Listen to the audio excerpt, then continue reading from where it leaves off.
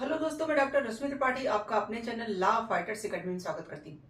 दोस्तों, आज के सेशन में जो मैं केस लेके आई हूँ वह केस सुप्रीम कोर्ट का बहुत ही लेटेस्ट केस है। और आज के केस का जो मुद्दा है वह इस बात का है कि क्या कोई वकील अपने क्लाइंट के परमिशन के बिना मतलब कोर्ट में कोई वचन वगैरह दे सकता है या नहीं।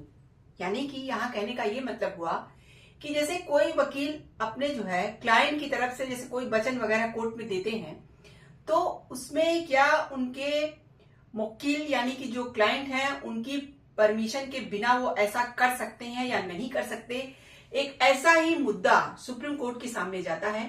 तो चलिए हम लोग अपना सेशन स्टार्ट करते हैं और इस केस को विस्तार से जानते हैं और यह जानने का प्रयास करते हैं क्या वकीलों को कोर्ट में वचन देने से पहले अपने जो है क्लाइंट की परमिशन लेना आवश्यक है या नहीं। तो जैसा कि जो एक केस रहता है, केस के फैक्ट कुछ यूं रहते हैं कि एक पर्सन थे जिन्होंने लोअर कोर्ट में एक वचन दे रखा था कि एक जमीन जो कि विवादित थी उस जमीन को वह बेचेंगे नहीं, ऐसा उन्होंने लोअर कोर्ट में वचन दिया था। लेकिन देखिए 2007 में इन्होंने ऐसा मतलब ट्रायल कोर्ट में इन्होंने किया था, वचन दिया था, पर कुछ दिनों बाद इन्होंने उस जमीन को बेच दिया। जब जमीन को बेच दिया तो जो प्रतिवादी थे, प्रतिवादी ने क्या किया, तो यहाँ पे प्रतिवादी ने 2011 में सीपीसी का आर्डर नंबर 39 का रूल 2A के तहत एक आदेश जो है, एक आदेश के उल्लंघन की शिकायत उन्होंने हाईकोर्ट में किया। तो देखिए यहाँ पे हाईकोर्ट ने क्या किया, यहाँ पे हाईकोर्ट ने अपीलकर्ता जो थे उनको जो है अवमानना का दोषी करार दिया। मतलब कि आपने जो कोर्ट में वचन दिया था उस वचन का आपने उल्लंघन किया, यानी कि निषेधाज्ञा आदेश का उल्लंघन किया है। तो यहाँ पे देखिए हाईकोर्ट ने इनको जो है इस बात के लिए क्या पाया, दोषी पाया और अवमानना का दोषी यहाँ पे करार दिया गया।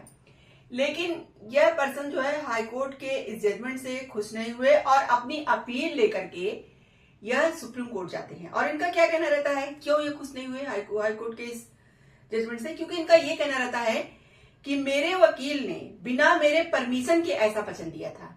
यानी कि इनका ये कहना रहता है कि मैंने अपने वकील से ऐसा कोई वचन देने को नहीं कहा था और उन्होंने अपने आप ही ऐसा वचन कोर्ट में दे दिया था। तो यहाँ पे मैं दोषी नहीं हूं इस अवमानना का। तो देखिए जब यह मामला सुप्रीम कोर्ट पहुंचता है तो चलिए हम लोग जानते हैं कि सुप्रीम कोर्ट में कौन से जज बैठे थे जो इस केस की सुनवाई कर रहे थे और उन्होंने अपने जजमेंट में क्या बात कही। क्या उन्होंने वकील को जो है दोषी माना या फिर यहाँ पे क्लाइंट को दोषी माना। तो जैसा कि जस्टिस पंकज मित्तल एवं जस्टिस संजय करोल की खंडपीठ थी, यानी दो जजों की खंडपीठ थी जो इस केस की सुनवाई कर रही थी। जब यहाँ पे कोर्ट के सामने यह मुद्दा जाता है कि क्या क्लाइंट की स्पष्ट स्वीकृति के बिना क्या कोई भी वकील कोर्ट में कोई वचन दे सकता है या नहीं दे सकता, ऐसा जब मुद्दा कोर्ट के सामने जाता है सुप्रीम कोर्ट के सामने, तो चलिए देखते हैं कि उन्होंने अपने जजमेंट में क्या बातें कही। यहाँ पे दो जजों की खंडपीठ ने कहा कि एक वकील और क्लाइंट के बीच मौजूद न्यासी संबंध को ध्यान में रखते हुए कोई भी वकील बिना क्लाइंट की स्पष्ट स्वीकृति के कोई वचन नहीं दे सकता। यानी कि सुप्रीम कोर्ट ने यह बात माना कि वकील का यह काम है, क्योंकि वकील और क्लाइंट का जो रिश्ता होता है वह एक न्यासी रिश्ता यानी ट्रस्ट का संबंध होता है। यहाँ पे तो न्यासी संबंध होता है, तो इसे ध्यान में रखते हुए कोई भी वकील बिना क्लाइंट की स्पष्ट स्वीकृति के कोई भी वचन यहाँ पे कोर्ट में नहीं दे सकता, ऐसा सुप्रीम कोर्ट ने कहा।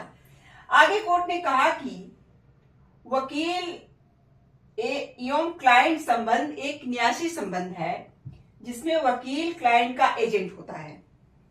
क्लाइंट का निर्णय लेने का अधिकार सर्वोपरि होता है। यानी कि यहाँ पे सुप्रीम कोर्ट का ये कहना था कि जो वकील हैं वो क्लाइंट के क्या होते हैं, एजेंट होते हैं, एक एजेंट की तरह क्लाइंट के काम करते हैं। तो यहाँ पे क्लाइंट का निर्णय लेने का अधिकार यहाँ पे सर्वोपरि है, यानी कि क्लाइंट को यह अधिकार है कि वो किस तरह का वचन कोर्ट में देना है या न देना है, वकील बिना उनकी परमिशन के ऐसा ना करें। आगे यहाँ पे कोर्ट ने कहा कि अतः कोई भी वचन जो अदालत को दिया जाता है वह क्लाइंट की उचित स्वीकृति के बिना नहीं हो सकता है। यहाँ कोर्ट ने यह बात मानी कि वकीलों को इस बात की स्वीकृति देना जरूरी है अपने जो है मुवक्किल से, अपने क्लाइंट से, कि कोई भी वचन अदालत में देना है या नहीं देना है। आगे यहाँ पे कोर्ट ने कहा कि लेकिन इस मामले की जो बात थी, देखिए अभी तो सिर्फ यहाँ पे कोर्ट ने यह बात स्पष्ट किया कि क्लाइंट की परमिशन लेना जरूरी है कि या नहीं कोर्ट में कोई वचन देने से पहले वकीलों को, तो ये कोर्ट ने कहा कि हाँ भाई ये जरूरी है। उनका जो है संबंध ही ऐसा है, न्यासी संबंध है और वो एजेंट की तरह कार्य करते हैं। लेकिन रही इस बात की, इस केस की जो बात है, उसमें देखिए सुप्रीम कोर्ट ने कहा था लेकिन इस मामले में अपीलकर्ता यह साबित करने में विफल रहे कि उनके वकील द्वारा 2007 में दिया गया वचन उनकी स्वीकृति के बिना था।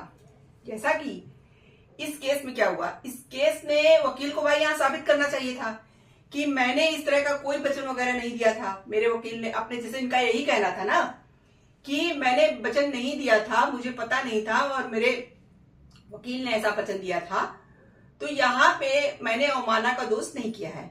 तो वही सुप्रीम कोर्ट ने कहा कि आप तो यहाँ साबित करने में यह बात विफल रहे कि आपके वकील ने ऐसा किया है। देखिए वकील द्वारा 2007 में दिया गया वचन उनकी स्वीकृति के बिना था। कोर्ट ने कहा अपीलकर्ता के पास वचन पर आपत्ति जताने के लिए पर्याप्त समय भी था। यहाँ पे कोर्ट ने कहा कि अपीलकर्ता जो थे, अगर उन्हें ऐसा लगा कि मेरे जो है वकील ने मुझसे बिना स्वीकृति लिए कोई मतलब वचन वगैरह कोर्ट में दे दिया है, तो उनके पास इस बात का पर्याप्त समय था कि इसके लिए वो आवाज उठा सकते थे। जैसा कि यहाँ पे सुप्रीम कोर्ट ने पाया कि 2007 में वचन दिया गया था और बाद में हाई कोर्ट में इस बात के लिए जो याचिका डाली गई थी कि इसका आदेश का उल्लंघन जो किया गया है, तो वो 2011 में डाली गई थी। तो इन समय के दौरान यानी 2007 से लेकर 2011 4 वर्ष का पूरा समय था इनके पास। तो इन 4 वर्षों में इन्होंने कभी इस बात की शिकायत नहीं किया। देखिए आगे सुप्रीम कोर्ट ने यह बात स्पष्ट किया है। कोर्ट ने कहा कि अपीलकर्ता के पास वचन पर आपत्ति जताने के लिए पर्याप्त समय था, लेकिन उन्होंने 4 वर्षों से अधिक समय तक ऐसा कुछ नहीं किया।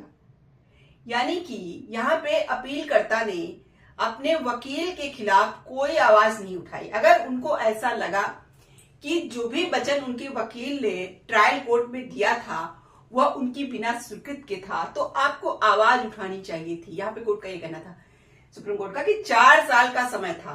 यानी कि 2007 के केस में वचन जैसी बात की गई थी वो 2011 में इसके जो है उल्लंघन में याचिका डाली गई। तो आप उसके पहले जो समय था उसमें जो है यह काम कर सकते थे, लेकिन आपने कुछ नहीं किया। यानी कि यहाँ पे अपीलकर्ता यह साबित करने में विफल रहे कि ये इनके वकील ने जो भी वचन कोर्ट में दिया था वह बिना इनकी स्वीकृति के था। देखिए यहाँ पे सुप्रीम कोर्ट ने कहा इसलिए कोर्ट ने अपीलकर्ता द्वारा ट्रायल कोर्ट में दिए गए वचन को अधिकृत बताने की दलील को यहाँ पे खारिज कर दिया। यानी कि और जो हाईकोर्ट ने अपना जो है अवमानना का इनको दोषी पाया था उसे जो है सुप्रीम कोर्ट ने भी बरकरार रखा। उन्होंने कहा कि हाईकोर्ट ने यहाँ पे सही किया है। देखिए यहाँ पे यह था पूरा सुप्रीम कोर्ट का जजमेंट।